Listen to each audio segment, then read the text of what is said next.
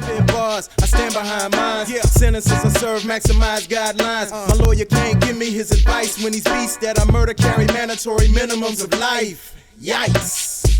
In case you didn't get the point, we spit bars. Ladies and gentlemen, welcome to another episode of The Maximum Sentence, where there's conviction behind the bars. I'm your man AJ Throwback. Great to be here with you on another awesome Wednesday, where we are breaking down a brand new part of the Take 37 single, which is the B-side Senior Week Forever featuring D Bell. But before we go any further, if this is your first time watching any of my content here on YouTube, please make sure that you like, comment, share, and of course subscribe to my YouTube channel. Hit that bell notification so whenever I go live, post a new video, premiere a new video, you'll be among the first to know. Now that we got that part out of the way, let's get to some of these awesome comments that we have from our Maximum Sentence faithful. All right, so the first comment comes from my main man, Marcello Bradley of What's Up With You. He says, man, that first time you hear your own voice from the booth is super surreal. And by the way, this is in reference to the last video on Take 37. He said, I thought I sounded like a talking frog. Says, man, every single song I ever recorded had me questioning my ad-libs or the way I said this part or that part. And every time I hear the song, I listen for the mistake. After a while, it becomes reality, like life. I love the fact that you're confident in your craft. Keep up the great work, bro. And I absolutely love that comment right there. So thank you so much for that. And then the last comment comes from my brother Mike Mountain, who said, that used to be a good first date to impress a chick with in the 90s before everyone started having home studios. First time in the booth is definitely a nostalgic feeling. And yeah, I wish I would have taken advantage of that in the 90s. But I think my first time in the studio was actually 2003. So I definitely missed that wave. But once again, you know, late as usual. But anyway, definitely appreciate that comment. And appreciate everybody who tuned in for last week's episode of The Maximum Sentence about Take 37. And if you haven't heard Take 37 or the single that we're about to break down today, which is Senior Week Forever, please make sure that you go to my website where you can purchase the single. That is BAMMLLC.net/music. Once again, BAMMLLC.net/music. Or if you're a Bandcamp person, you can go to my Bandcamp page, which is ajthrowback.bandcamp.com. Once again, that's ajthrowback.bandcamp.com. All right, so let's go ahead and get into Senior Week Forever featuring D Bell.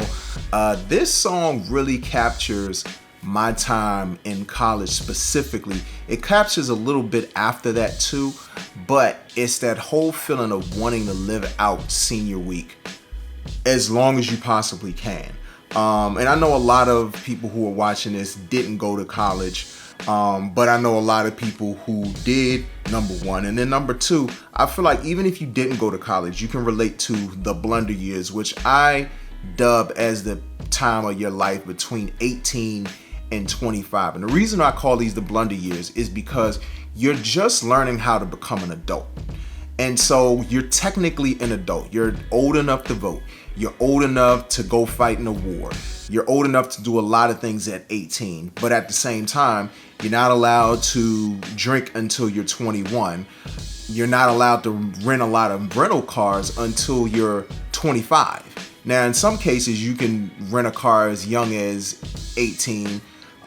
Some cases you can rent it as young as 21, but a lot of rental car services at one point, you had to be 25 years old to rent a car.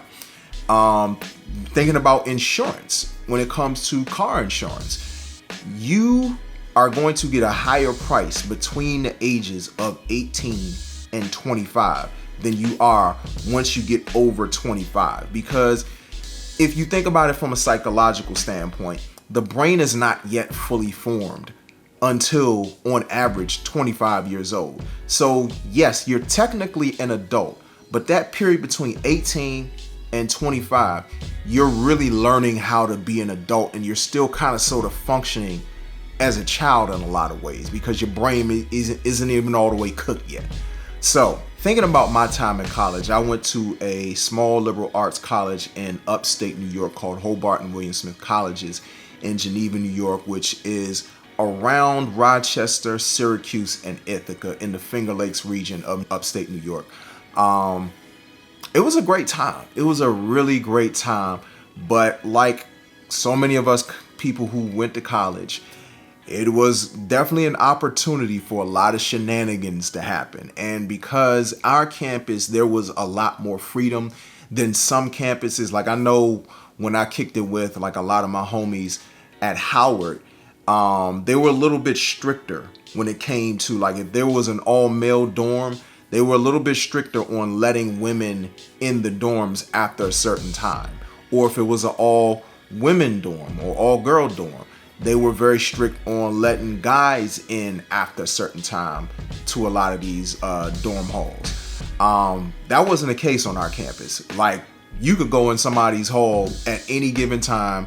Nobody was checking for it. There was no security, none of that. Granted, like at our dorms, you did have keys. You did have to enter with a key or somebody had to buzz you in. But like thinking about Howard, they actually had security guards at a desk. And they had to like basically kind of monitor you coming into a lot of these dorms. So it was the propensity for some nonsense to go on. But digging into the lyrics themselves, because that's what it's about on this platform. So where I want to start with is the part where I say, we too busy laughing at these girls trying to grab their shorts. Broad streak the quad, loosen bras, but they chickened out. Knew the mental pictures would be sticking, picked a different route. They had the foresight of knowing life was bigger than silly bragging rights of, yeah, I flashed my tits and ran. So that's a true story. What happened was during our senior week, so our senior week, this is 2001.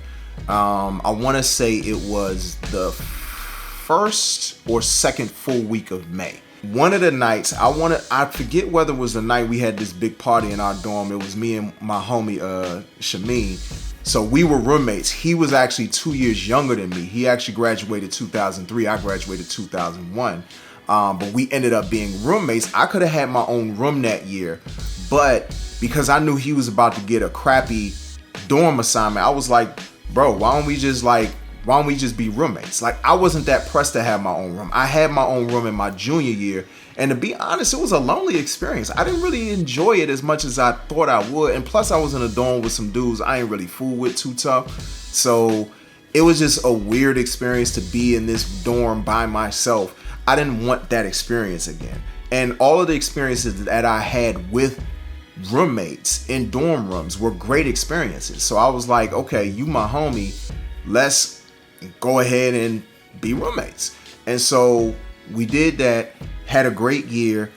That senior week, like for me it was senior week. For him, I mean, you're talking his sophomore year.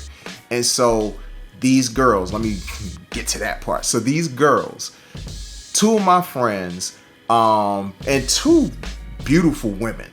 Like, so when they were talking about actually going out on a quad, we lived right on the quad. Our dorm room was like one of the dorms that was on the quad. So they were talking about going on a quad and streaking.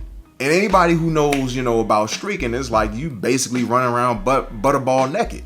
So they were talking about it, and like pretty much every dude who could even get even close to the quad was ready to line up to see these two particular girls run butterball naked on the quad. Now, I wasn't really trying to do that because, like I said, they was my homies. They was cool. Don't get me wrong, they were beautiful women, but it's like I didn't feel right like seeing them do that. So I guess in the midst of them, like the adrenaline going, I don't know whether they had been drinking or what, the adrenaline high came down and they realized like, we might not want to do that because like we'll never be able to live it down. Because see, dudes can do certain things like that and get away with it. You might get talked about, but it won't be something where like you'll get branded or looked at in a certain way. Whereas if a woman does it, it's this unfair double standard when it comes to stuff like that. If a woman does it, she'll never be able to live that down. It'll always be a thing like, hey, remember when such and such went streaking on the quad? Like, yeah, you know what I'm saying? You see them titties bobbing up and down? Like, stuff, crazy stuff like that, because that's how people talk. You know what I mean? And I think that they just had one of those crisis of conscience moments where it was like, you know what? I don't want to have that attached to the last week of me being at school. Like, I could do all of these great things. I could be an honor student. I could participate in all of this community service. But the thing that a lot of people will remember me for is the fact that I streaked naked on the quad. No, I don't want to do that.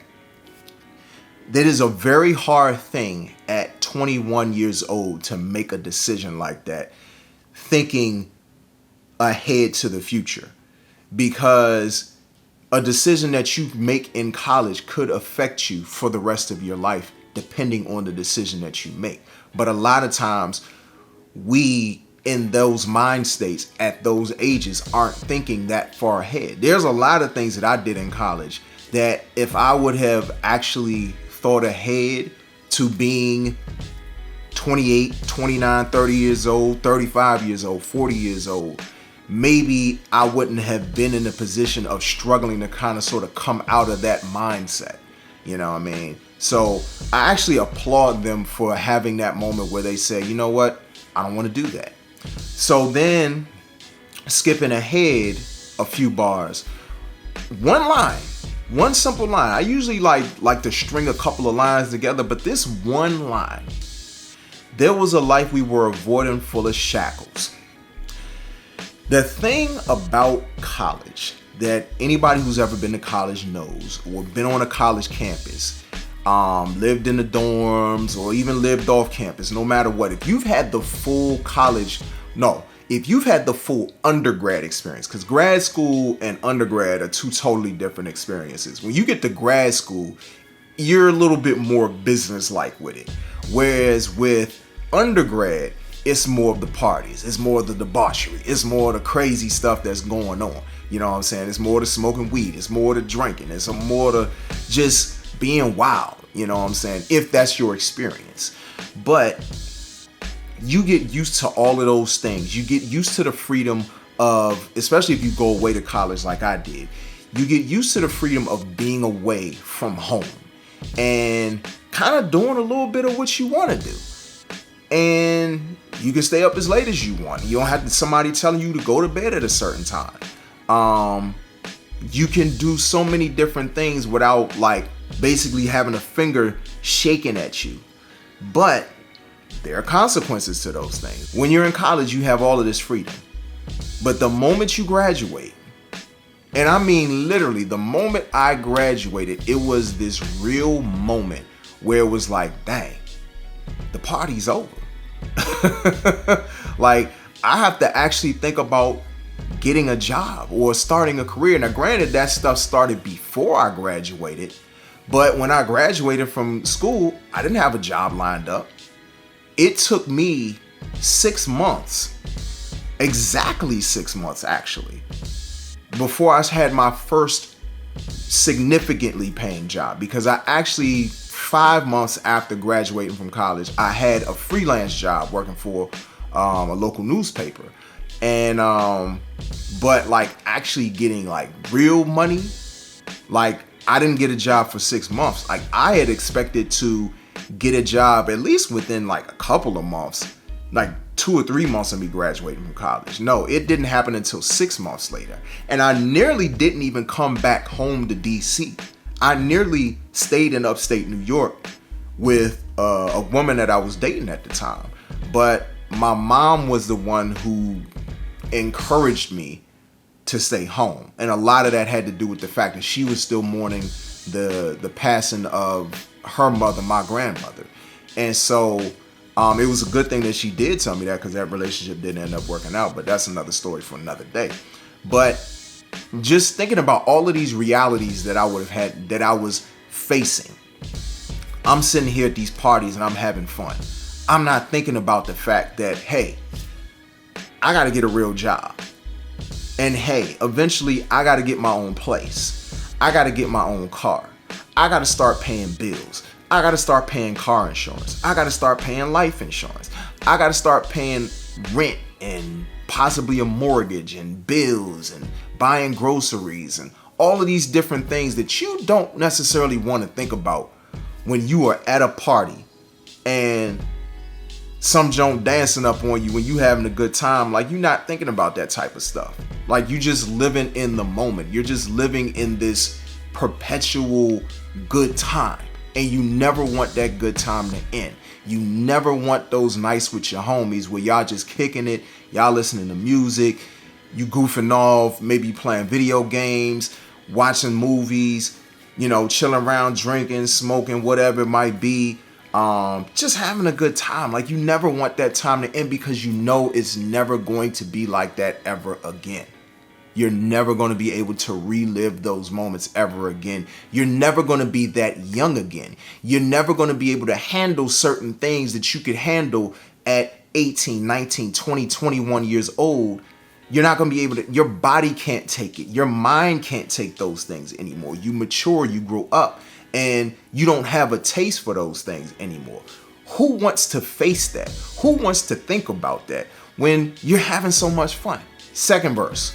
Very first lines where I say, I came in slim, a little more disciplined, but all them Thursday night chicken cutlets made the differences. Instead of lifting bars, I'm getting spotted 5 shots. Went from just say no to hell yeah, why not? When I first got to college, I was probably about 155, 160 pounds, 6 feet tall. Actually, the picture, the cover to my single, Proof of ID, that is actually from my college ID that I took September 7th, 1997, when I first got on the campus of Hobart William Smith Colleges. That's what I look like. That's why when people see that picture, they be like, man, you look so young right there. I'm like, bruh, I was $160 soaking wet in that picture. You know what I mean? No, not a lot of facial hair yet or anything. Like, I was young. But that's another thing about coming to college. You can get as much food as you want in the cafeteria. Like, our joint was buffet style, and they had everything in there. They had pizza, they had spaghetti, they had salad, they had all types of stuff. They had all types of cakes and cookies and all this and all that. And it's like, I can eat as much as I want. I don't have to worry about my mama telling me, hey, don't eat us out of house and home. The college is like, come on and eat us out of house and home, please. You know what I'm saying? You got a meal plan, you might as well take advantage of it. But it was that lack of self-control. And I think that's a huge amount of what made college, that was the curse of college, is the lack of self-control, or the encouragement, or I won't even say the encouragement, but the freedom to have a lack of self-control, because it wasn't necessarily encouraged, but it was the fact that you had the choice. You could do as you please. And a lot of times when you're young and your brain is still forming, you're gonna go on the side where you get to indulge as much as you want. And so going to the line, all them Thursday night chicken cutlets made the differences. So that's a reference to when we had our show every Thursday called the Midnight Storm. It was a slow jam show. Every Thursday night, midnight, 3 a.m. And so what we did, there was this place called Cam's, downtown Geneva, New York. And they had these chicken cutlets. Man, when I tell you, they are the best chicken cutlets I've ever had in my life. And I have never had a better chicken cutlet sandwich than from Cam's. I think what I used to get on mine, I think I got like maybe either cheddar or American cheese, lettuce, tomatoes. I think I got pickles on it, and I always got barbecue sauce on it. I have tried to recreate that sandwich. Like, I've gone to Wawa, I've gone to different places to try to recreate that sandwich. It is not the same as Cam's. That was my thing. My man Country, he would get his joint with like bacon and like, I think he might have had ham on his joint. I was like, yeah, I'm not going that hard. But I went pretty hard. And every Thursday I would get this sandwich. It was like a rite of passage. Like we would order from Cam's, we would kick it on the show, we would do our thing, then we go home and all of this and all of that. So all of that adding up, I went from being about 160 when I first got to Hobart and William Smith Colleges. When I left, I was about 230. What's crazy is my senior year, I was probably about 188 at my smallest. I was dancing, I was partying. At one point, my dad even asked me, he was like, yo, are you out there? And at first I didn't know what he was talking about, but then I realized, I'm like, what you trying to say? I'm doing drugs or something? He was like, yeah. I'm like, bruh, really?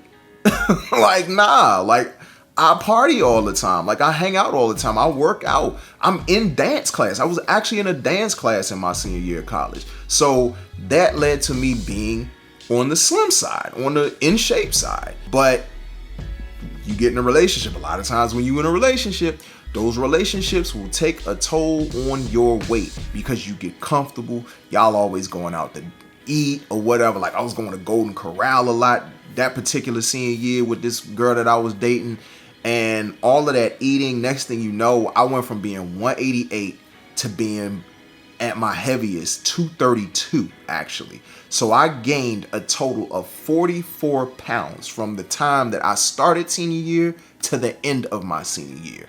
It was a mess, you know what I mean?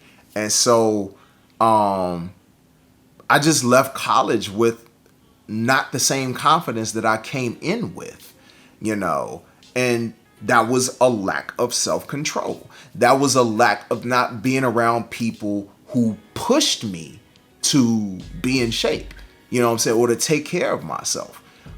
Even with some of the issues that I had, like during college, I actually developed irritable bowel syndrome, and I was out for like a little minute from school. Like I couldn't go to class a lot of times without having to go to the bathroom in the middle of class. And so that was something I struggled with in my sophomore year. And so unfortunately, I didn't really learn my lesson. And I still had bad habits. And those bad habits were kind of sort of rolling down this hill like an avalanche. And it just snowballed out of control. Next thing you know, I gained a total from the time I started college to the time I finished. I gained a total of 62 pounds. That's ridiculous, yo. That's utterly, utterly ridiculous. So going ahead, the next bar where I say, instead of lifting bars, I'm getting spotted 5 shots. Went from just say no to hell yeah, why not? So when I first got to school, that was the first time that I had access to a gym, like regularly had access to a gym. If I wanted to work out, I basically did calisthenics when I was in high school. Like I didn't go to a gym because like our school didn't have a gym. I think we could go to GW like over there and perhaps go to their gym, or if we played sports at another school, we could use their gym facilities, but we didn't have gym facilities in our school from what I remember. So like in high school, that is. So when I got to college, we actually had a gym. So I tried to go to the gym, regularly enough. But I still wasn't super consistent. But senior year, I was fairly consistent. But it got to a point where I was partying hard. And so it was a whole thing of, it's a play on words. Instead of lifting bars, I'm getting spotted 5 shots, like, how you got a spotter when you lifting weight. Instead of getting spotted with, barbells or whatever, like I'm getting spotted with alcohol. Like everybody spot me when it comes to that. Everybody's floating me a drink, some whiskey sours and E&J at certain times and kamikaze and all of these different drinks. And that became the focus. So the irony in that, when I go to the next line, I say, went from just say no to hell yeah, why not? When I was in elementary school, I was in the Just Say No Club. And, here I am thinking like, I don't plan on drinking. I don't plan on smoking or any of that.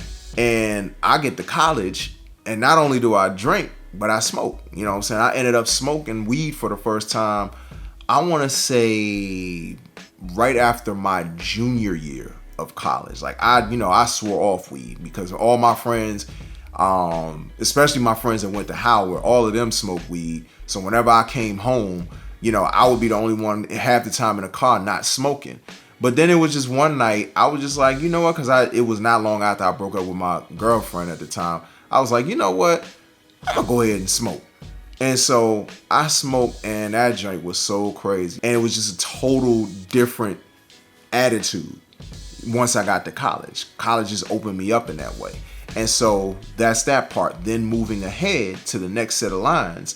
17, morning person by default because of rules, but they never should have told me choose your own time for school. Went from 6 o'clock to averages of noon. all-nighters doing things that'll probably threaten graduating soon. So in high school, or up to high school, the time I graduated, and even part of college, I woke up early because I had to. My mom woke us up at pretty much 6:30 every single morning. I hated waking up early with a passion. I think my natural disposition was always to kind of sort of be up a little bit later. But I mean, even when I was probably about 10, 11, 12 years old, because we was up late watching Video Soul. We was up late at one point watching Def Comedy Jam.